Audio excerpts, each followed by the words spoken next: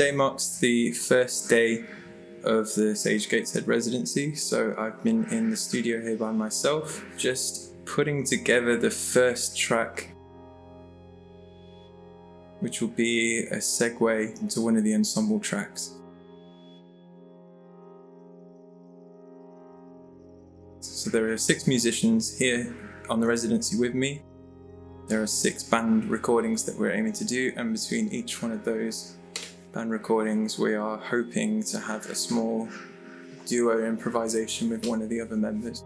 Today I've just been making one by myself, just layering up different textures of synthesizer, timbres and acoustic instruments really, and just seeing how those two textures and timbres sort of interrelate with each other. I'm kind of reluctant to send out charts to the musicians that are taking part in this project because I don't really want to sound too prescriptive with what it is that we're creating in general. I've had to sort of navigate how best to iterate what I hope the band can achieve, and think about how I can teach them very quickly in a recording environment as well.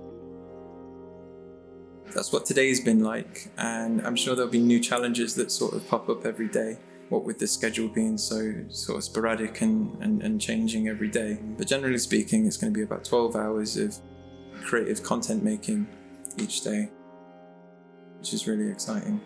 And hopefully from repeating this process, there'll be an LP at the end of it. So hopefully in 6 days' time, I'll be able to talk a bit more critically about how the schedule has gone for working in this format and see if it's replicatable.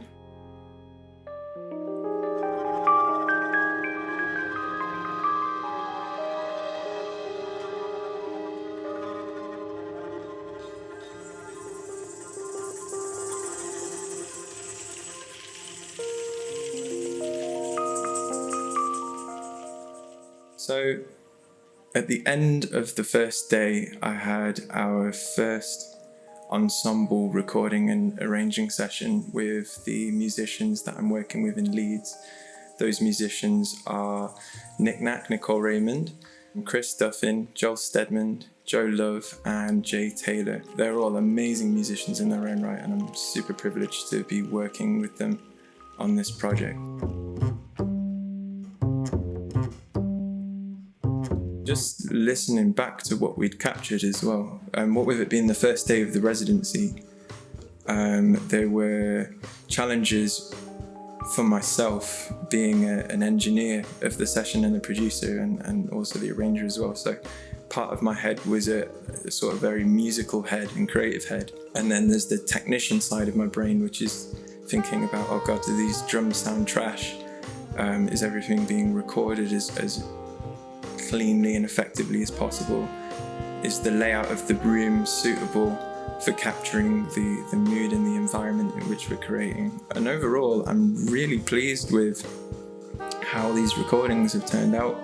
The residency is going to be really insightful in finding new ways of working within this creative space. Working with ensembles and multi-tracking in this room is novel to me. It's not something that I've done in this environment before, so there's always an air of uncertainty as to how that's going to go and how it's going to sound, you know.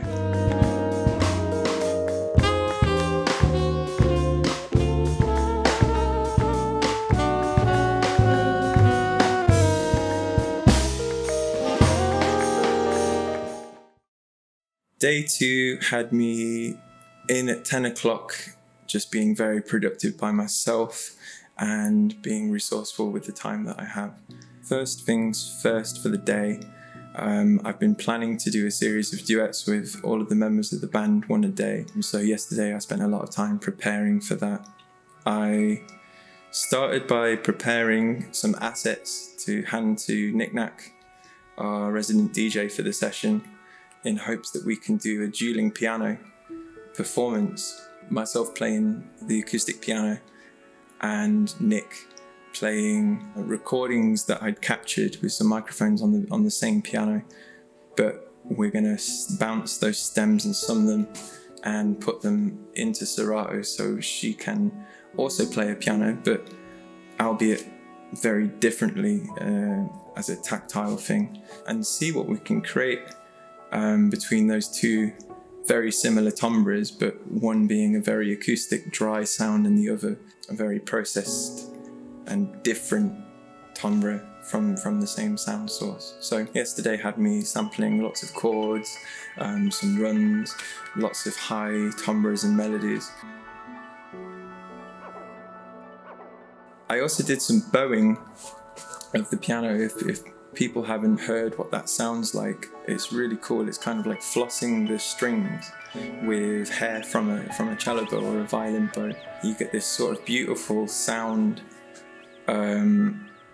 If you stack these recordings of these long tones from the piano being bowed, it sounds like you've got a string section that has great intonation but maybe poor tone. But that in and of itself has a really charming sort of sound if you layer these textures in such a way. So that will be part of our performance as well, just layering these ambient string beds from the piano. And like I said earlier, both the acoustic piano and turntablist's perspective on the same performance. So that was one of the duets that I prepared for. I was also very lucky to have a session with Chris Duffin where he came in yesterday, and we had 2 Fender Rhodes back to back. I thought that would be really interesting. So we've had 2 piano recordings, and then my session with Chris was 2 Rhodes that sound very different but also complement each other as well. So we had lots of loops and drones with synthesizers and textures and samples just coming in and out at different points, being triggered and making a bed for us to improvise on. So it's quite nice to have some parameters set before you go into an improvisation to make sure that it's not just completely free reign and you have some idea as to where to build towards. So that was another session that we did yesterday, just finding where both of our tastes and how our references sort of collide and how we can best navigate some form of collaboration between the 2 of us. So that was really fun. I had a lot of fun doing that yesterday.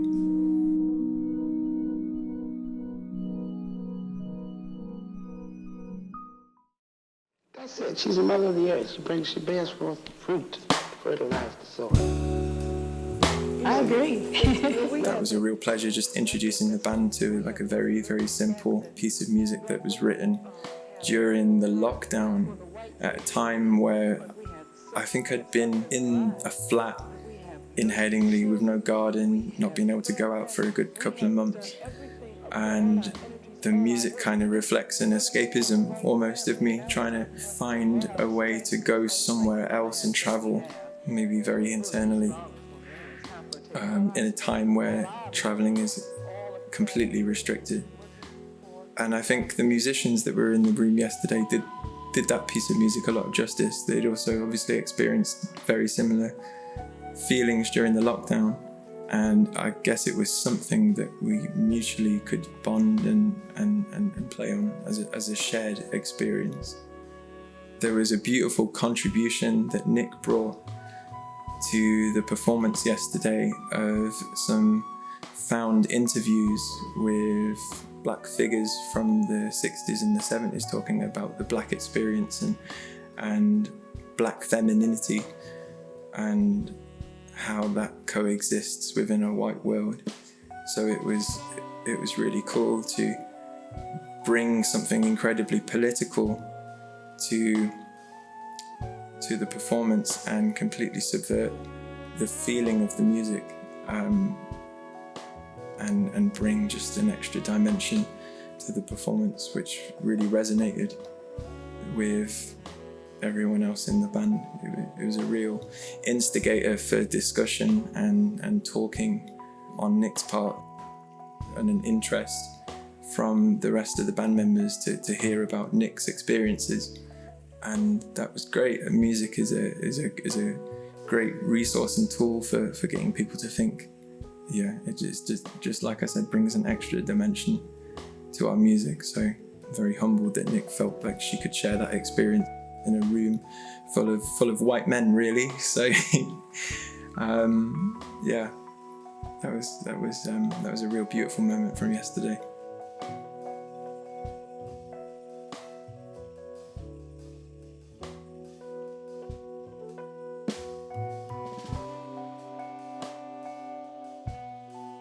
On the third day of the residency, I decided to put a sample pack together of sounds that I'd recorded from the piano, which had been chopped up into little pieces and prepared and put on my MPC.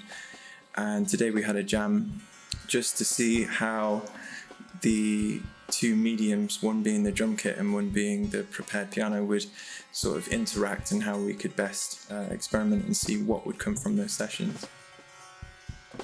Overall, I was really pleased with what came from the performance. It was sort of a mixture of sort of free improvisation with beats and pulse, and mixing timbres of percussive sounds from the piano with the drum kit to see how those two elements interact. And we generated probably 20 minutes worth of music, which I am taking some time to refer to and pick out the best sort of bits from that performance to chop and edit and put together.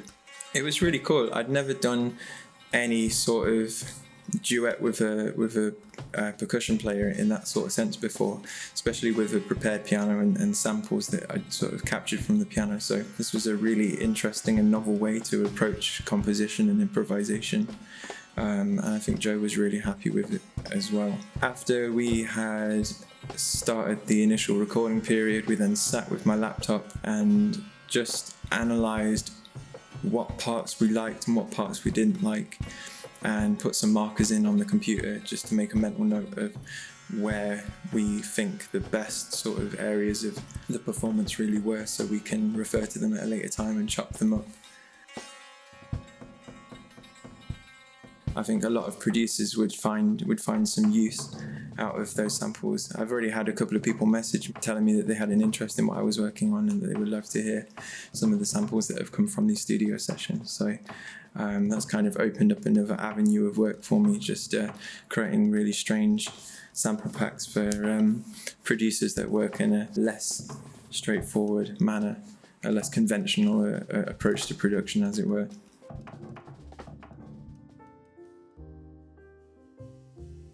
Yesterday, I also spent the day in the studio with the ensemble. We worked on a tune that we'd arranged on the third day that was really sort of mellow, and what with it being the third day of the residency, I think we all felt a little bit flat, what with us working so hard on the music that we're creating and working on. Sort of a critical reflection of the music that we'd made. We felt as if we'd not really captured the right energy for the music that we were working on. So we went home and rested, and then came back today on day 4.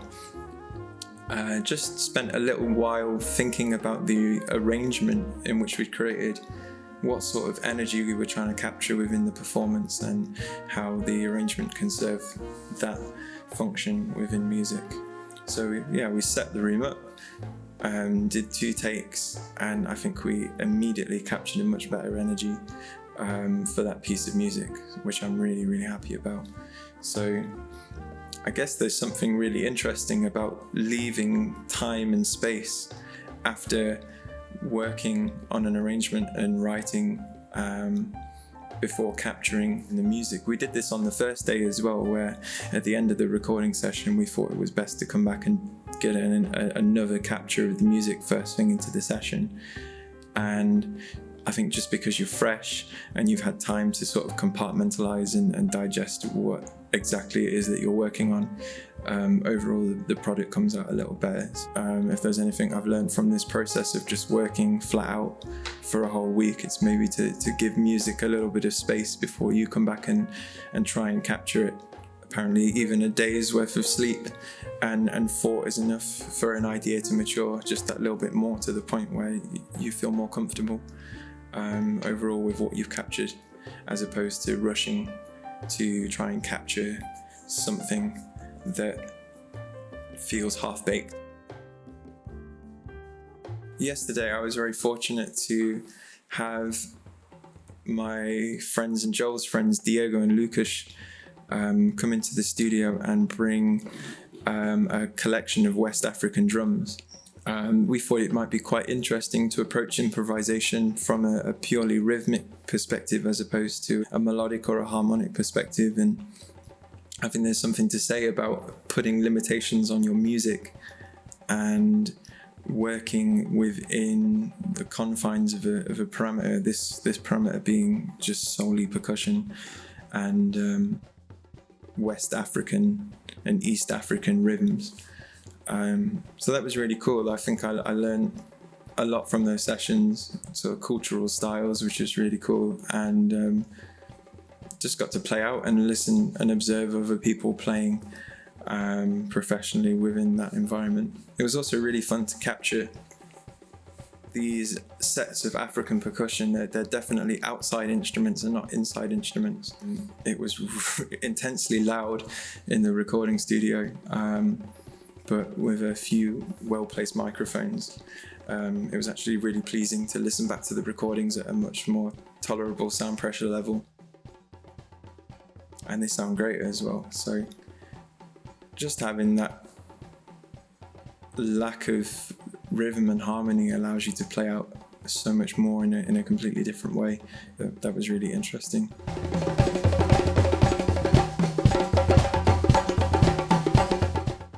On day 5 of the Sage Gateshead residency, we created a contemporary piece of hip-hop, which was quite refreshing to do, considering the past 4 days prior to that we'd sort of lived within the idioms of jazz music.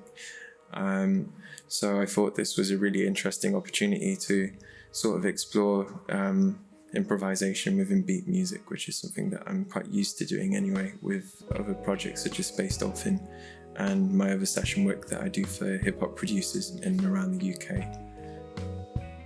This was really fun to do, I think, because of the nature of the style of music. It allowed the musicians to be a lot more sort of creative and experimental with their approach to what it is exactly they wanted to do within the project.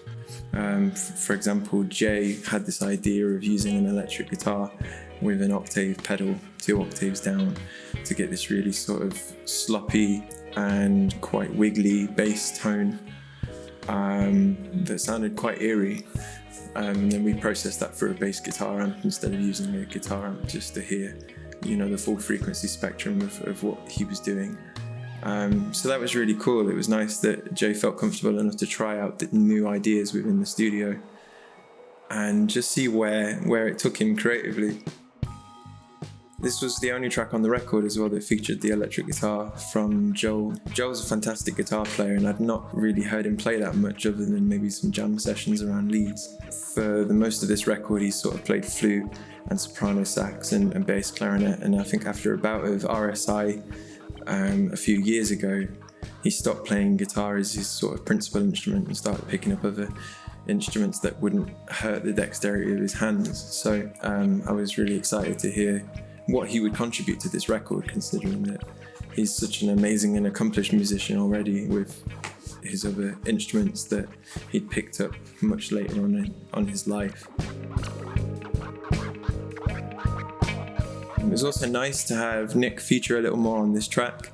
Obviously, with the nature of it being a hip-hop track, it was cool that she could play out a little more and use samples that sort of fit within that idiom of hip-hop music and not necessarily use piano samples or sounds of percussion instruments that would match the style of the jazz music that we were playing and creating. So that was cool. I think it was more comfortable territory for Nick to play out in, and you can hear that on the record as well. Like, you can hear her having a lot of fun, which is really cool. Also, it allowed us to be quite experimental in the sense that because it's a contemporary style of music, it allowed Chris to play out with synthesizers and different textures a lot more, which we'd not really explored that much on the record. So that was really cool, just him bringing his mixer and delay units and his copycat and his Moog and a couple of polysynths. Just added a whole different palette of sounds that were referenced in the record. We've made a lot of ambient music on this record that featured synthesizers, but particularly in the ensemble tracks that we've created together. We haven't had that feature yet, so it was nice to add that as a reference to other parts in the record, just to sort of bring it full circle. On the 6th day, we had a collaboration with NikNak. So throughout the week, I had been preparing the piano and recording some samples for her to drop onto Serato, which is a piece of software that you use in conjunction with sort of analog turntables to digitally manipulate samples. It's usually tracks, so it's a digital way of DJing using analog hardware, but in this particular environment, we dropped samples that we have recorded within this room of me playing piano and doing runs and playing pretty chords that would work within a key that we chose. And then Nick would digitally alter and play back the samples in real time to her own liking, whilst processing them with a chaos pad and other effects that she has at her disposal on the table, while we performed over a bed of bowed string sounds on the piano, and I also performed with her as well. That was a really beautiful moment of just being able to sort of come into a studio, have everything prepared, create a track within one take, and just be so happy with the end result that was it. That's getting printed on the record. I guess it goes to show, if you put enough preparation into something before you actually go to perform it, usually you're going to have a good product out at the end of it. And I think we talked about it so much over the past couple of days, and we knew inside and out what the parameters were that we were improvising between. Ultimately, yeah, we've got a track that we're both incredibly proud of. I think because it was day 6 of the music playing and recording, I thought we were all very tired and frustrated, and I think it took us 5 or 6 attempts to get the take. And even at the end of recording 5, I think I remember leaving the recording session that night thinking, oh God, I hope we've managed to capture something. I just didn't know if we'd caught that take. And by this point, we'd already packed all of our belongings down, and that was the end of the session. So I was quite anxious about that. But then upon listening to it the next day, I thought some of those anxieties and frustrations may have played out in a really interesting way. The music is like a Phrygian sort of sound, so it's already quite tense and moody. And I think that anxiety and frustration just sort of added a whole layer of complexity and emotion to the music that kind of brings that sound alive, I guess. Yeah, it was really, really cool to hear that we'd actually captured something and managed to convey a feeling within that piece of music, which is really important when playing this sort of improvised music.